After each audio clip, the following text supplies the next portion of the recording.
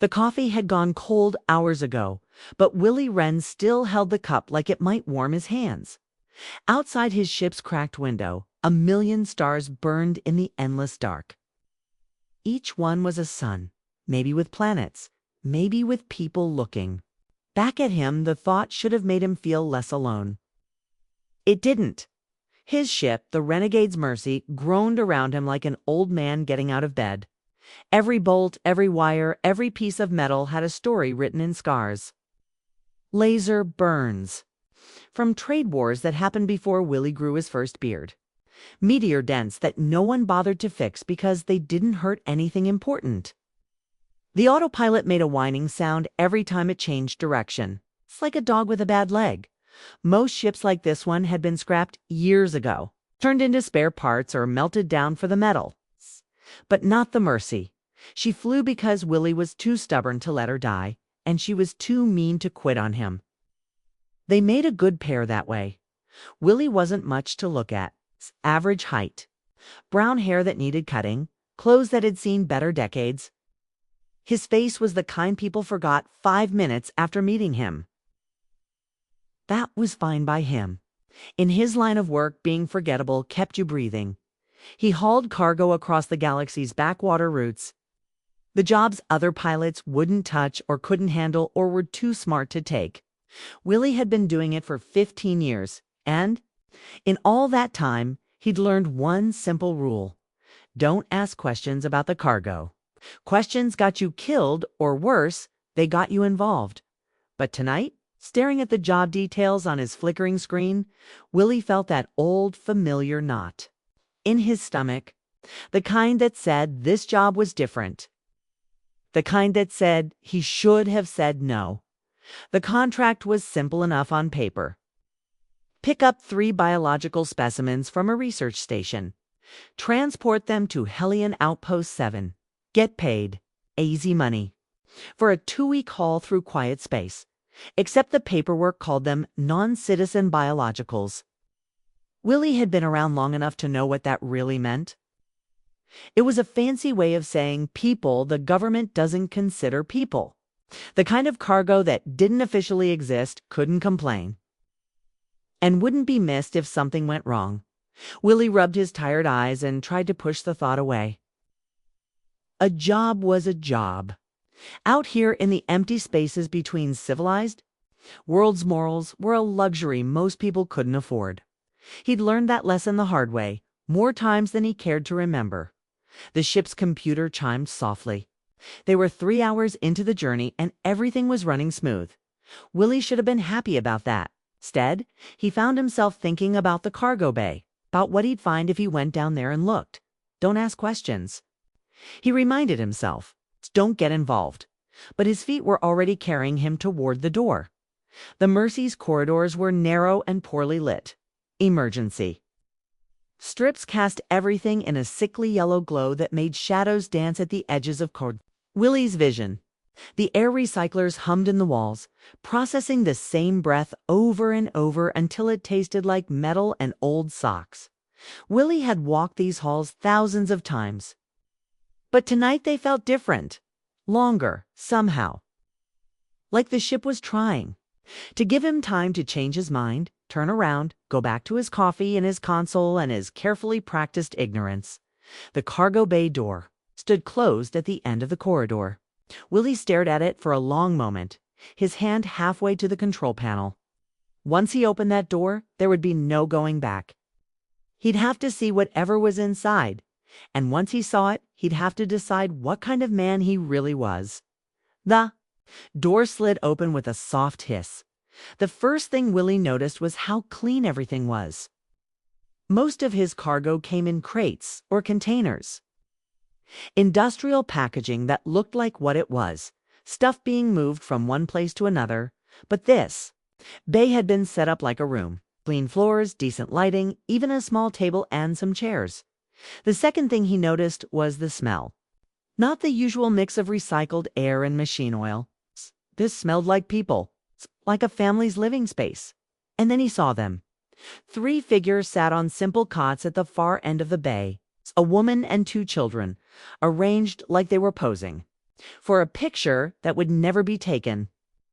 They looked up when the door opened, but none of them moved. None of them seemed surprised. The woman was the first thing Willie's brain could process.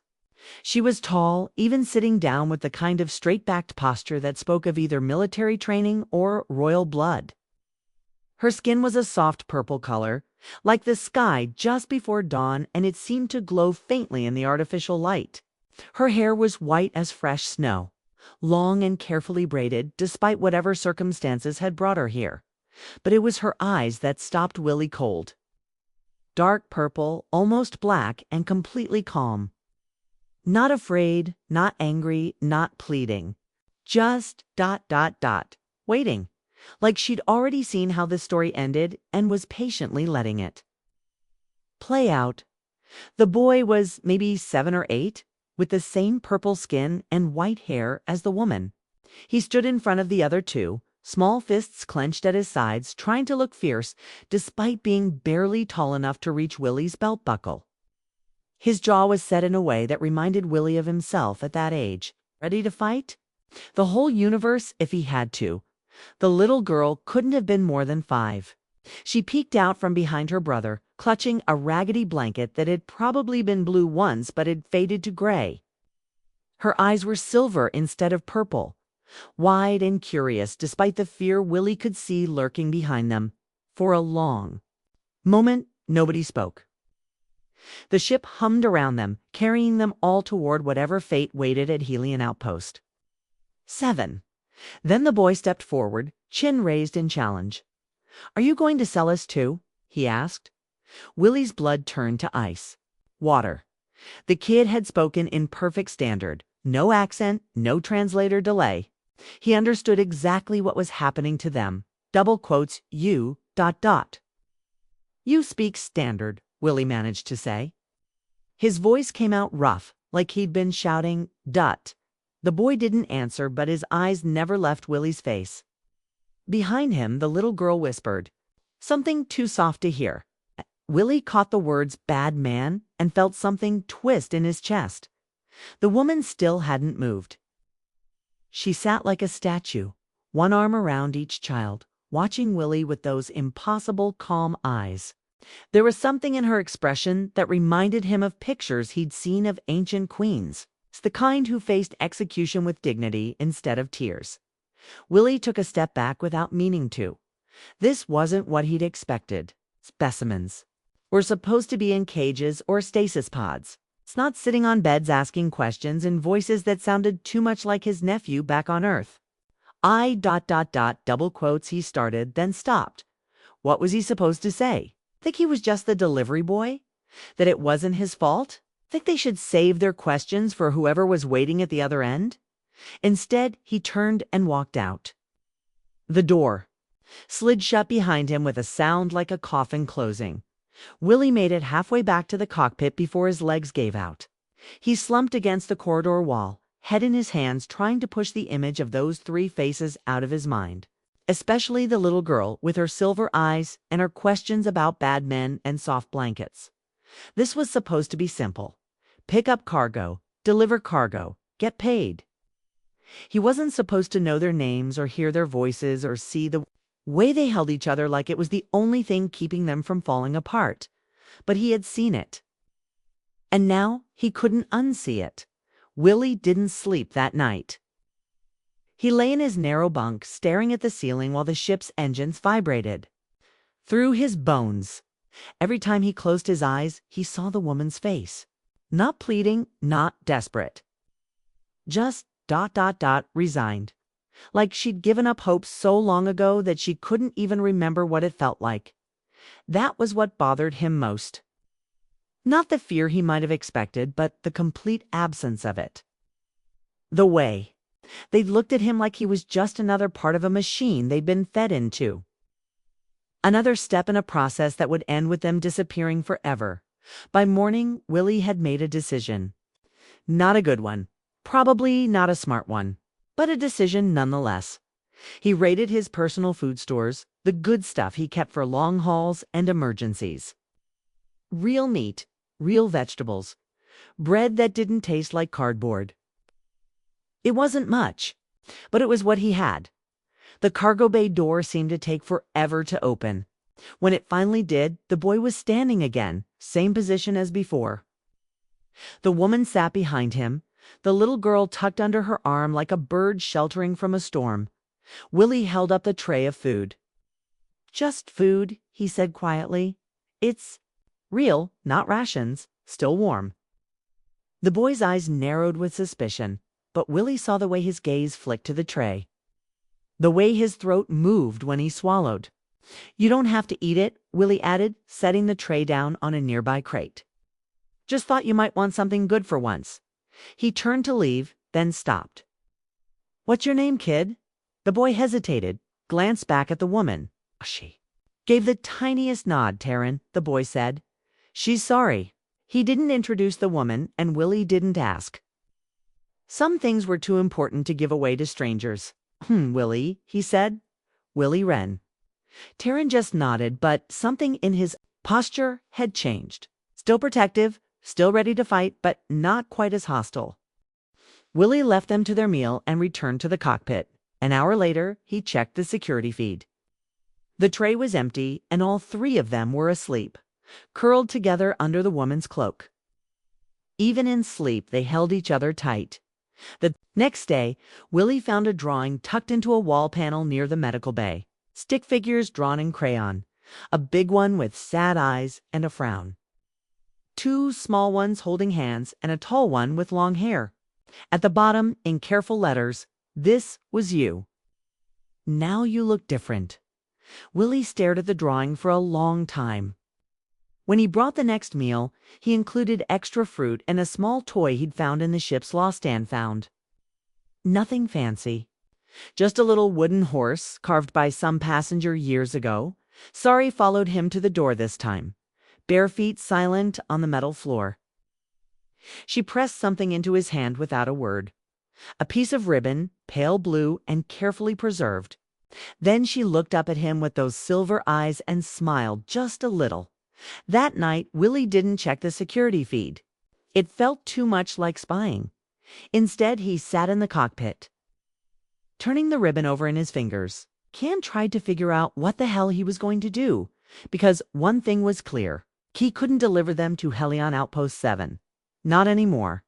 Not after seeing Sari's smile and hearing Turan's questions and watching the way their mother held them like they were the only good things left in the universe. The problem was, you started caring about cargo, it stopped being cargo. And once it stopped being cargo, it became something a lot more dangerous. It became family. Willie had been flying alone for so long he'd forgotten what that felt like. The weight of other people's lives in your hands. The way their safety became more important than your own. It was terrifying and wonderful and completely insane. But as he sat there in the dark, watching the stars drift by outside his window, Willie realized something. For the first time in years, he didn't feel empty. He felt like he had something worth fighting for. The woman finally told him her name on the 7th day. They were sitting in the observation lounge. A fancy word for a room with a big window and some chairs that Willie hardly ever used. The children were asleep nearby, Taryn with one hand resting on the ship's console like he was dreaming of being a pilot, Sari still clutching her blanket. "Lyra," the woman said quietly, her accent making the name sound like music. "My name is Lyra." Willie nodded. "Pretty name. Where's it from?" She smiled, the first real smile he'd seen from her. "My grandmother." She said it meant constellation of hope in the old language. They sat in comfortable silence for a while, watching the stars. Willie had seen this view 1,000 times, but somehow it looked different now. More alive, maybe. More like home. "Where were you taking us?" Lyra asked eventually. Willie hesitated. The truth was ugly, but she deserved to hear it. "Research station. They called you specimens." Lyra's expression didn't change, but her hands tightened slightly in her lap. "I see. I'm not taking you there," Willie said quickly. "I mean, I was going to. That was the job, but I can't. Not now." "Why?" Willie looked at the sleeping children, then back at Lyra. Kasari asked if I had a soft blanket, too. Because Turan drew me a picture. 'Cause you three are the first people I've cared about in 10 years. And I'll be damned if I'm going to hand you over to people who see you as things instead of family. Lyra was quiet for a long moment. When she spoke, her voice was soft but steady. What will you do instead? Willie had been thinking about that question for days. I know a place. Outer Rim, past the shipping lanes. It's not much, but it's safe. Free. You could start over there. And you? Willie shrugged. Haven't figured that part out yet. Probably. Can't go back to hauling cargo. Word gets around when you don't deliver. You'd give up your life for us. This isn't much of a life, Willie said honestly. Just me and an old ship, moving stuff from one place to another. But you three, ... you're something worth protecting. Lyra reached over and took his hand. Her skin was warm, softer than it looked. You, she said simply. Willie squeezed her fingers gently. Don't thank me yet. We're not there yet. But as he sat there holding hands with a woman whose name meant hope, watching over two children who had somehow become his own, Willie felt something he hadn't felt in years. He felt like he was finally going home.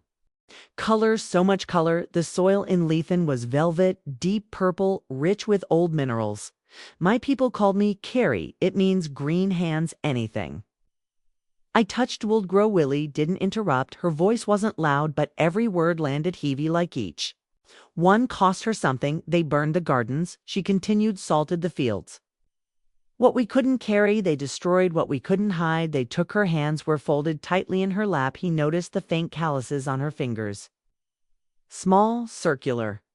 Ones like Othkive you'd get from years of weaving, planting, or tending. Delicate tools, scars barely visible against. Her violet skin not new. Willie leaned forward, resting his elbows on his knees. I used to grow tomatoes, he said quietly. She turned to him, visibly surprised, back on Earth. He added, my mother planted them in a scrap of land between two fence lines, blasted soil. Barely held together by roots. She used to say they reminded her we weren't machines.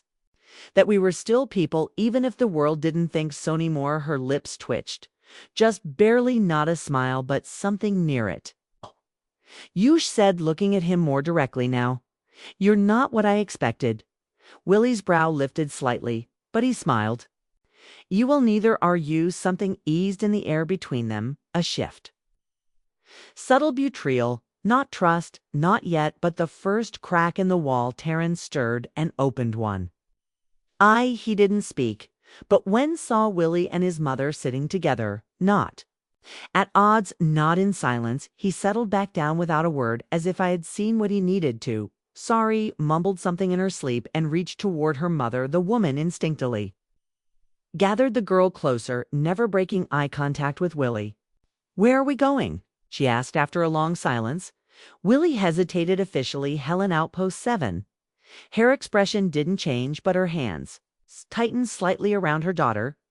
Unofficially, he added, nowhere I plan to leave you. That made her look at him. Why not? He exhaled slowly. Because I've done a lot of things I'm not proud of, Beauty.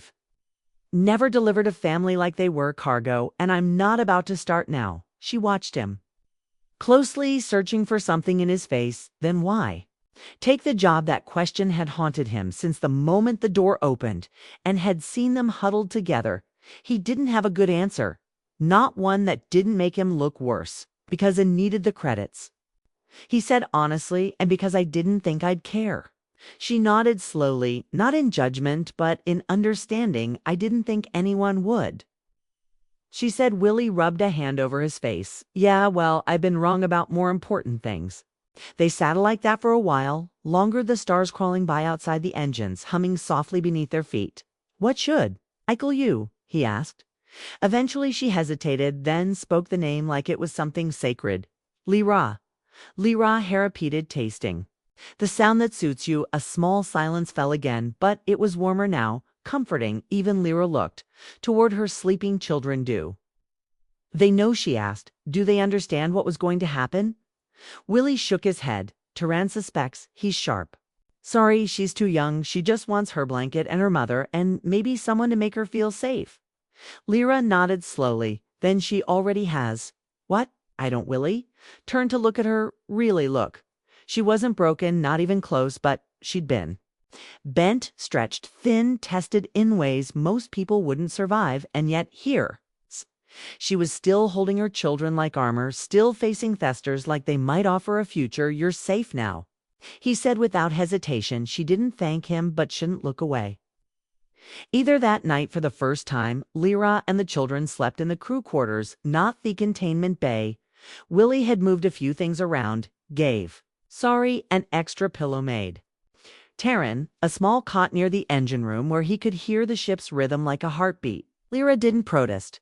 She sat beside her children as they drifted off, and when she finally turned to face Willie across the room, something in her posture had changed, less guarded, more grounded. She didn't need to. And as Willie sat down nearby, his back resting against cold wall of the renegades, Mercy, he realized something that caught him off guard for the first time in years. Hewent. Alone? Not really. He didn't know what came next. Whether this path ended in sanctuary or fire, but whatever it was, knew one thing. He wouldn't let them face it alone. Not anymore. The ship was skeet. Again, but not in the way it used to be. Not hollow or cold. The silent scent that filled the renegade's Mercy now was a presence. One of unspoken questions, cautious peace, and something gentler still. Just beginning to bloom, Leora sat at the edge of the observation bay, her feet tucked beneath her, hands resting lightly in her lap. She looked out at the stars, her postures in butt. Willie could see the tension in the set of her shoulders. It was latent. The children had gone to sleep in the crew quarters again, lulled by the soft hum of the engines and the sense, however fragile, of being safe. Willie joined her, quietly carrying 2 cups of steaming tea. He offered one, and she accepted it with a small nod, her fingers brushing his. For the briefest second, he sat beside her, letting the silence stretch. You've been quiet, he said after a while, voice low, and even I'm always quiet. She replied without looking at him. Yeah, he said, but this kind of quiet feels heavier. She didn't respond right away. Her gaze stayed fixed on the stars beyond the glass, as if she was trying to see something far beyond the reach of even this ship. You've shown kindness, she said finally, and that is not something we're used to anymore. Willie said nothing. He sensed something was coming, something that had been pressing on her chest like a weight she hadn't dared release. My husband's name was Terran, she said. He was gentle, strong, but quiet. He was a teacher. Had taught the children of our village how to speak both our language and the old dialect of the deep-rooted ones. He said that memory was like a seed. You had to plant it, water it, pass it on. Wally remained, still listening, not interrupting, just holding the space open for her words. We weren't warriors, she continued. Not like some of the outer colonies. Lethan was fertile, peaceful. We had no weapons, no army. Why would we need them? What we had was enough.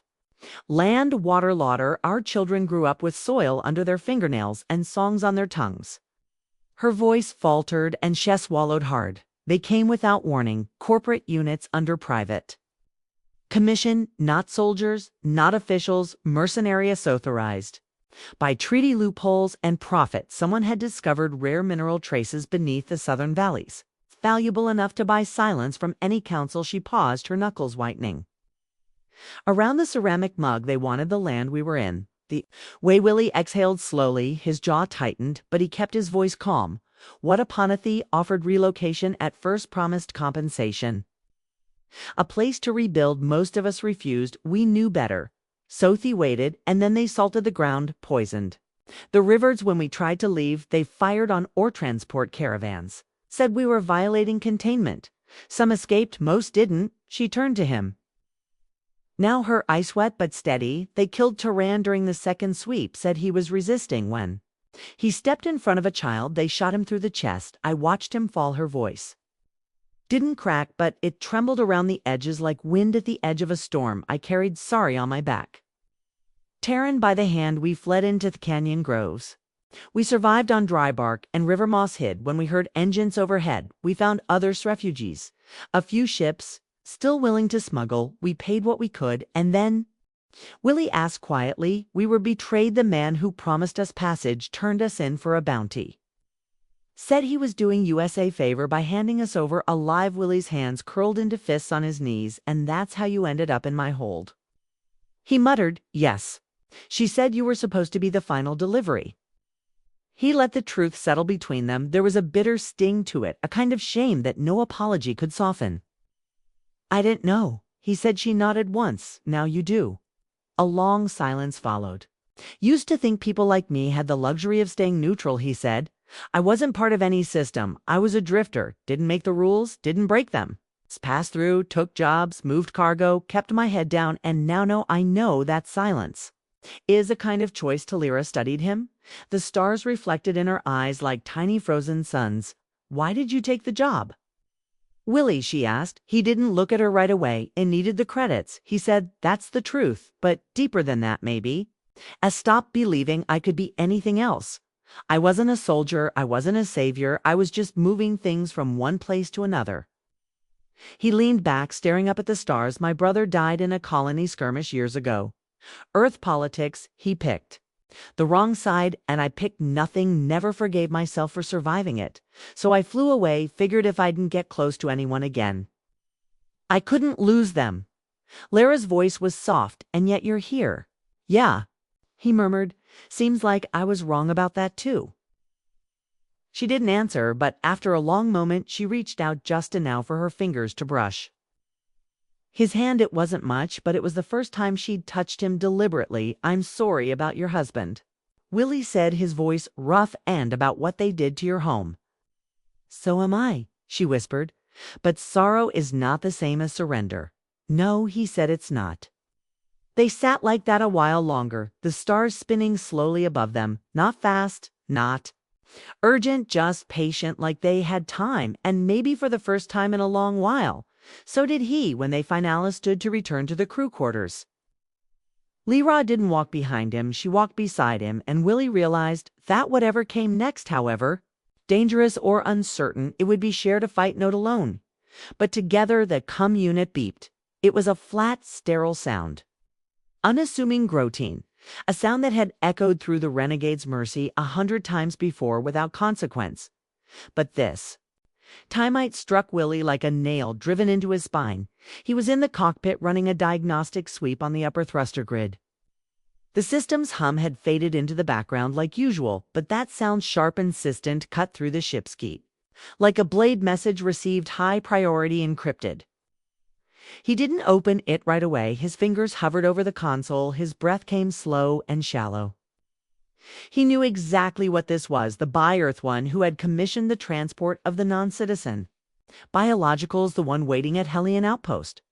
7 with credits in hand and blood on their conscience. Willie stared at the blinking icon. The urge to walk away from it, Tash sat down the terminal and pretend it hadn't come, was overwhelming, but he knew better messages didn't disappear just because you looked the other way. He opened it. Transmission clearance verified, status request, cargo integrity, check ATA. 18 hours, confirm all life forms remain alive, undamaged and compliant. Reminder, payment contingent upon condition. Reminder, no substitutions, replacements. Reminder, no deviations. Willie sat there for a long time after a message ended, the words flickering on the screen in cold, clinical lines. A very syllable felt like it was carved into him. He rose slowly and walked back through the ship. Terran was in the navigation nook sketching again. Spaceships and stars. This time Lyra was helping braid her hair with a few threads from one of the storage tarps. Her voice was soft, rhythmic, soothing. Schwa singing just a lullaby, something her people used to sing to coax plants into bloom. They looked up when he entered aloft them, Terran, with that sharp, searching gaze that saw more than any 6-year-old should. Sorry. With wide eyes that trusted without understanding. In Lyra, she saw everything Willie didn't speak. He didn't, tied to something in his face. Must have given it away. Lyra stood slowly, her movements precise. She crossed the room, stopping a few feet in front of him. She didn't ask what the message had said. Is it time? She asked instead. He nodded, on jaw tight. They're expecting confirmation lifeform status compliance. She nodded in return. There was no fear in her face, only sadness, a deep, familiar resignation. What will you tell them? She asked quietly. Willie looked at her, and for a moment he hated everything that had brought them here. The false neutrality. The desperate jobs, the system that labeled living beings as assets, tagged and priced like spare parts. I don't know yet, he said, but ick know what? I won't do, she tilted her head, and what's that? I'm not handing you over. Said it like a vow, like a line. Drawn in sand, he would not cross a long pow stretched between them. You'll be marked. She said they'll blacklist your license, freeze your accounts, maybe worse. Evie Bean. Marked before he replied, didn't stop me from flying, then won't stop me now. He turned, walked to the nearest terminal, and opened the system registry in under a minute. He purged the cargo log, deleted every trace of their arrival, wiped their biosignature tags. He didn't ask for permission, didn't pause. Leora stood behind him. Watching when it was done, he leaned back, the finality of it settling over him like ash after fire. Thier. He said, as far as they're concerned, the cargo didn't survive the jump. She exhaled softly. You just handed your contract. She said no. He corrected, I just saved my soul. Toronto had been silently watching from the doorway, stepped forward. Does this mean we're not cargo anymore? Heesked Willie, crouched to the boy's level, his voice gentle. You never were not Tome. Terran didn't smile, but he nodded, once solemn and proud that night. Willia couldn't sleep. He lay in his bunk staring at the ceiling like it might offer some kind of clarity instead. His mind spun with the implications. What he'd done wasn't just a betrayal of a job. It was a rejection of the unspoken contract between silence and survival that kept most runners in line tomorrow, the day after someone would come looking, not for justice, for property. For profit lost, but despite it all, he felt a strange kind of calm, as if for the first time in years the stars weren't just scenery, they were witnesses. He rose eye for ship's dawn, brewed tea, and walked to the crew quarters.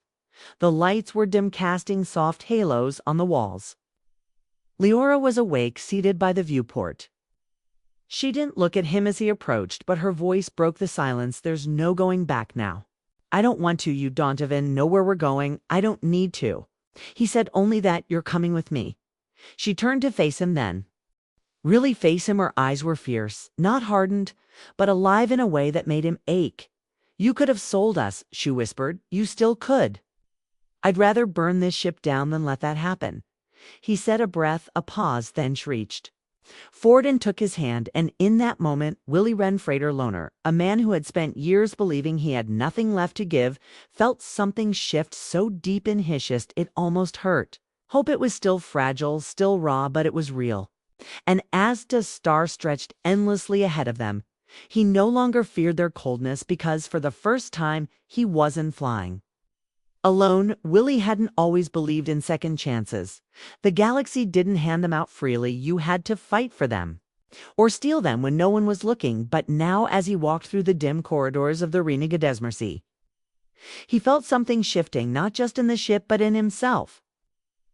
That change was subtle, like the first warmth of spring creeping into frozen ground. You might not notice it if you weren't paying attention, but it was there. He passed the engineering alcove where Tuan had begun collecting scraps and wires like a little magpie, turning them into what he proudly called Kopalu tools. They didn't do anything, not really, but the boy wore a focused expression. He adjusted them, and Willie never corrected him. Instead, he'd begun pointing out switches and running simple diagnostics, just to give the kids something real to do. And truth be told, Terran was picking it up fast in the crew quarters. Sari had created her own kind of magic. She'd strung pieces of old ribbon and pipe tubing from the low ceiling, turning her bunk into what she called a blanket forest when Willie had asked what that meant. She'd simply whispered, it's a place where scary things can't find you. He hadn't touched a single thing in that corner since. And then there was Leora. He found her in the greenhouse compartment, a small hydroponic room that had been neglected for years. It had originally been designed to grow herbs and air purifying moss, but after the system started malfunctioning, Willie had locked it down. He'd almost forgotten it was there until Lyra found it. She'd cleared it out in just a day, repaired the mist, nozzles rerouted. Power No Green had begun to return real green. Fragile leaves pressed up against fogged glass, shoots curled in moist soil, thus paste smelled different. Now less recycled, more alive, Willie stood in the doorway. Watching her adjust a lighting panel with practiced ease, her hair shimmered in the artificial sunlight, casting pale reflections on the metal walls. She didn't hear him at first. Her focus was absolute. "You've given this place a soul," he said, not intending to interrupt. She looked up, a smile touching her lips, not wide, but warm. It was already here, just forgotten. He stepped inside, careful not to disturb the young plants. "You could have rebuilt a whole city with your hands." "I would have," she said, her voice quiet, "if they'd left us enough pieces." She touched one of the planters. "But this feels like reclaiming." "Something," he nodded, "feels like that to me too." They stood there for a while, the sound of the water misting system humming gently in the background. Air was humid, scented with the early bloom of herbs. It reminded him of Earth's old forests, places he'd only seen in memory and story. Lyra turned to him, her expression softer than usual. "You could have left us," she said. "I thought about it," he admitted, not seriously, but he thought about it. "What changed?" "I listened to Sorry talk about monsters," he said. "And he realized I didn't want to be one anymore." She looked at him for a long moment. Her eyes didn't glow like they used to in the containment bay. They shimmered now, softer, more curious. "Moriopan. She calls you Ellis," she said, voice low with affection. "She's sassy, warm, like her blanket." Willie smiled, a little embarrassed. "That's a high honor. I hear she hasn't given that a tell to anyone since Terran." The name settled between them gently. "I'm not trying to replace him," he said carefully. "I know," she said, "but something lost doesn't mean there's no room for something new." He glanced down at his hands. "I'm still not sure I deserve that." Lyra stepped closer, close enough that her presence was a heat he could feel without touch. "Desving isn't always the point," she said. "Sometimes it's just about what you choose to carry." Willie looked at Herthon, really looked at the woman who had once sat silent in a cold metal bay. Her children tucked close, her eyes hollowed by loss, and now she stood rooted in a garden she had coaxed from lifelessness. Her posture proud, her eyes lit from within. "I don't want to carry this ship alone anymore," he said. She tilted her head, a gentle question in her expression. "I want this to be more than survival," he added, "more than escape. I want it to mean something for them, for us." Lyra reached out, fingers brushing his. Then she took his hand fully and held it there. "We already are," she said. Later that day, they repainted the old cargo bay. Terran insisted on choosing the colors, blues and greens with streaks of gold, and Sorry handed him brushes, dipped in whatever she felt looked happy. Lyra marked a section of the wall with their names in her native script. It flowed like wind across water. Willie added his own name beside it. He didn't write it in block letters, didn't press it too deep, but it was there, standing beside the authors that night. They ate together in the observation bay, seated in a loose circle beneath the window. The stars rolled past slowly, a million cold points of light, but for once no one looked at them. Like something far away, Terran sat beside Willie, head resting lightly against his arm. Sorry clung to her blanket, feet tucked under her mother's legs. Lyra rested her hand gently atop Willie's, her thumb brushing across his skin in a slow, steady rhythm. It wasn't romantic in the obvious way, not yet. Boutique was intimate, soul deep. "You ever think we'll land somewhere?" Terran asked suddenly. "Someday," Willie said, "but for no, we fly." "Are we running?" the boy asked. Willie considered the question. He shook his head. "No," he said, "not anymore. We're just looking for the right place to grow." And somewhere in that quiet moment, wrapped in the warmth of dim lights and shared breath, Lyra leaned her head gently against his shoulder. She didn't say anything. She didn't have to, because for the first time in years, neither of them felt like they were drifting. They were moving together. It started with a ripple, not in the air, not on the ship's panels, but in Willie's got a tightening sensation that had learned to recognize trouble long before scanners did. He was in the cockpit, sipping cold tea. The quiet of the Renegade's mercy, a soft comfort after days of laughter repair, and a slow transformation of solitude into home. The console lit up with a proximity ping. An unmarked vessel was approaching. No transponder code, no signal beacon, just a steady burn through subspace aimed right at them. Willie cursed under his breath and leaned in, his fingers flying across the console. Lyra appeared moments later, quiet but alert, sorry, in her arms, already half asleep with her thumb in her mouth. Turan trailed behind, holding a wrench like a weapon. His face was pale, but his holders squared. "What is it?" Lyra asked. "Not a trade ship, not friendly. They're unmasking their ID. But the way they're moving, that's a Hunter-class ship." Her grip on Sorry tightened. "They found us." Wheelie nodded, jaw clenched. "Looks like it." Turan stepped closer. "What do? We serve?" Willie said, "Same as always." The next moments blurred together in a rhythm born of urgency and resolve. Wheelie rerouted. "Power to the engines." Turan followed instructions without hesitation, flipping auxiliary switch like he'd been doing it for years. Liara secured.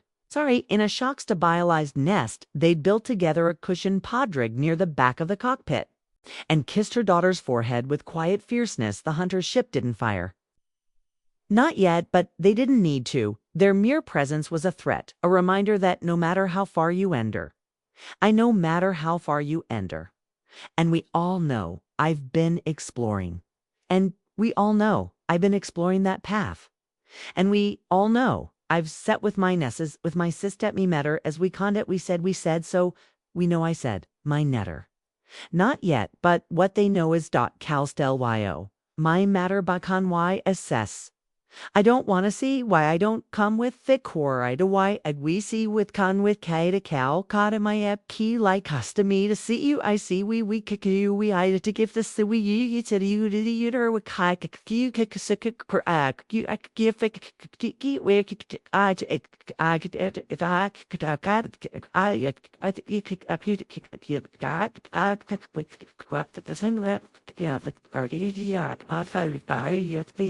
Ransomone always believed you still belonged to them. Willie could feel it in the way the ship stalked them, just closing out to remind them who had reached, but they were not what they used to be.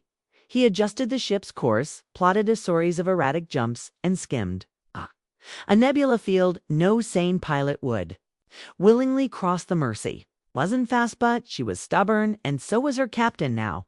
For hours they played the game, evade, mask, duck, run, until phenologist outside. A decaying gas giant's orbit. The enemy ship pushed too close. It fired one beam, warning the Hultrumbald. As the shock grazed, the outer wing sparks burst through a side panel. "Sorry!" screamed Terran, grabbed her and held her tight. Lyra didn't flinch. She moved like wind over broken branches, quick, steady, calm. She knelt beside a Socondri console and whispered in her language, coaxing a backup system to life. Willie saw it then, not fear, not even fairy, but a determination that burned through every line of her. He switched comm channels to open audio. "This is their Neged's Mercy. You fire again, and we will not run. I won't hand them over. Not now, not ever." There was no reply, but the ship hesitated another second. Then it veered off slowly at first, then faster, disappearing into the black like a shadow that had lost its shape. The moment stretched thin, then it snapped. Silence fell. The only sound was the low, broken sob that escaped Willie's throat, not from pain, but from the release of a breath.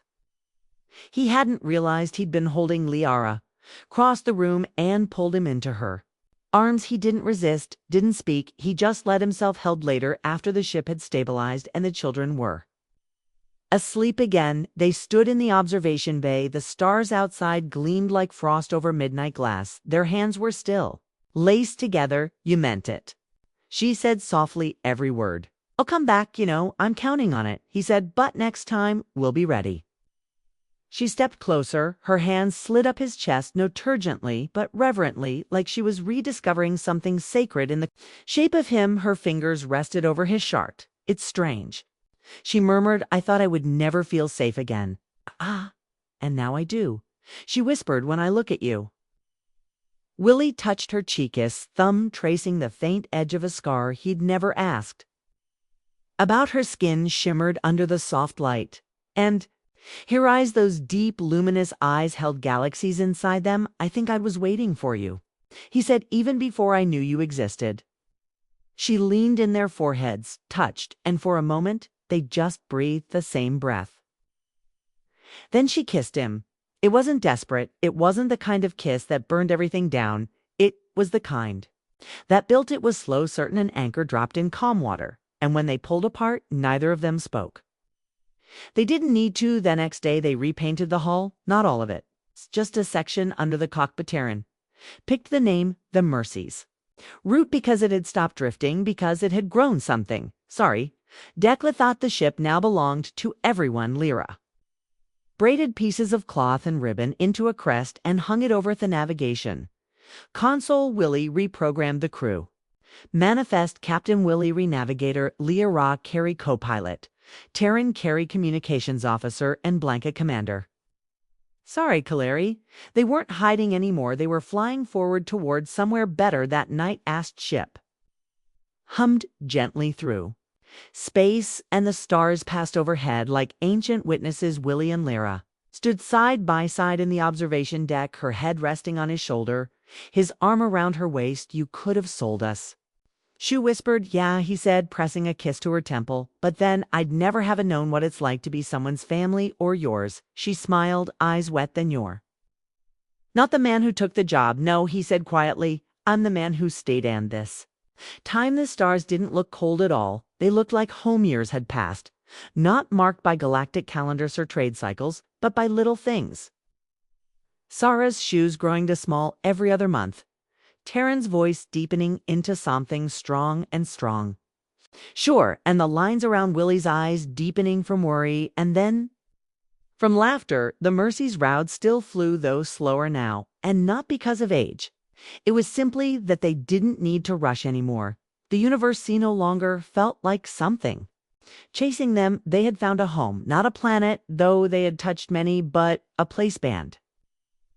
Any system or star chart each other. Their ship had changed. The one-seatal gray walls now bloomed with color. Terran's hand-built guidance system was now the standard navigational tool, half his own invention, half inherited from Willie's ancient manuals. Sorry had turned the observation bay into a constellation, blurry painting new stars onto the glass with glowing ink and naming them after lullabies Lyra used to hum on the greenhouse. Lyra's sanctuary was now the ship's heart.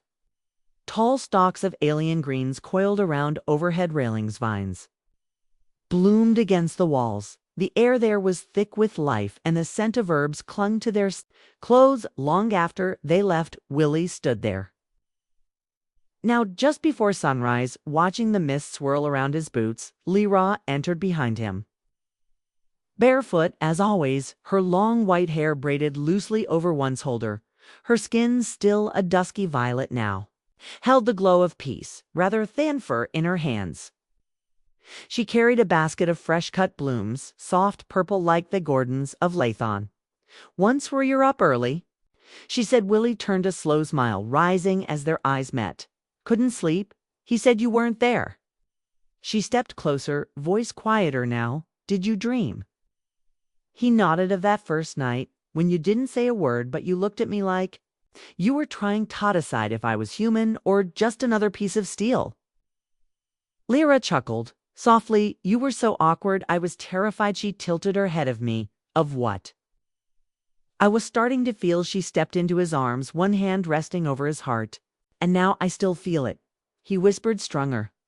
Lyra smiled against his chest. "Good, because I was starting to think I needed reminding." She lifted her face to his. Willie didn't wait. He kissed her gently. Years of unspoken wishes, no, folded into something real, grounded. His hands curved around her back, her fingers threading through his hair. The kiss wasn't urgent, but it lingered, tasted of warmth and sunlight and earth, like some thing planted long ago that had finally blossomed when they parted. Her forehead rested against his. "I love you, Lyra," he said simply, fiercely. Her eyes shimmered. "And I love you, Willie, with of everything." I have left and everything that still grows. A soft knock came from the greenhouse door. Terran stood. Their affle head taller than the boy he once was, flight gloves slung over his shoulders. Ships is ready. We're cleared. Todic at Dollar's Moon Market. Willie nodded. Tell she's in charge of haggling. This time Terran grinned. She already wrote the price tags in 3 languages. He disappeared down the hall, his footsteps light with purpose. Leah rapuled. Willie tore the door. Come on, she said. They'll fly off without us. Let them try. They walked back in once corridors. They once called narrow, but now felt like home. The ship hummed, not with the anxiety of old, but with life joy. A pulse, was in the cockpit, legs swinging. From the captain's chair, a crown of wire and flower petals on her head. Ready, Captain? She called Willie, looked at Lyra, then kissed her one more time because he could and because he still wanted to. Then he took the co-pilot seat and the Mercy's route flew again, not away, but toward together.